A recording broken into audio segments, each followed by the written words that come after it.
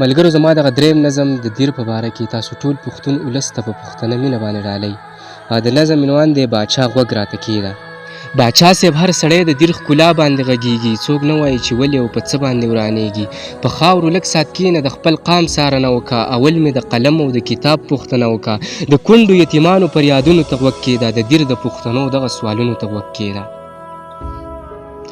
د کونډو یتیمانو پر یادونو ته غوږ کېږده، د دیر د پښتنو دغه سوالونو ته غوږ کېږده. ټوپک یې رانه واخله قلمونه لاس کې راکړه، مثال لکه سپرلی شه سره ګلونه لاس کې راکړه. لویږي بې هنره پښتانه د دیر بچي مې، قتلیږي بې ګناه ولې د ګل په شان زلمي مې.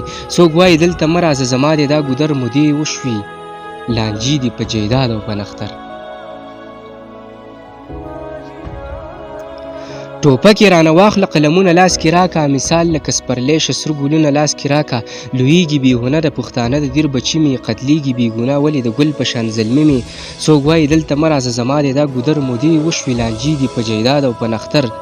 څه ویلی نه شو صیبه زمونږ غټه مجبوري ده، روانه په تیرو کې توره شپه کې زندګي ده.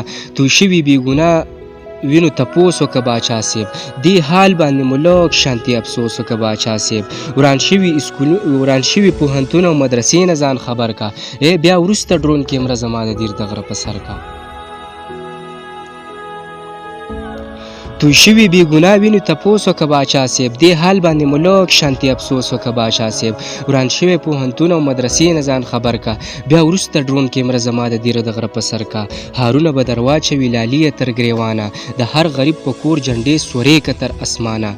بیا جوړ که ورله یاره جنتونه د دروغو، دې ړوند قوم ته شروع که تقریرونه د دروغو.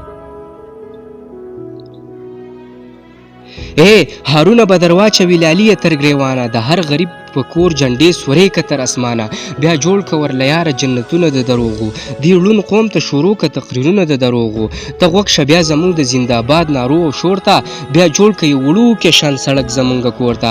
دا فکر یاره مه کوه چې مونږ انسانان یو، مونږ ټول به تر قیامته پورې ستاسو غلامان یو.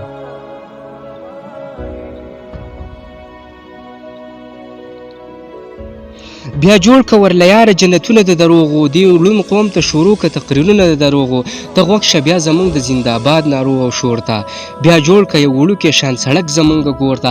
دا فکر یاره مه کوه چې مونږ انسانان یو، مونږ ټول به تر قیامته پورې ستاسو غلامان یو. مثال د دې دنیا که مقبره او مړی کېنه، دیانه دا رښتیا رښتیا دې وجنې غلی کېنه، دیانه دا رښتیا رښتیا دې وجنې غلی کېنه.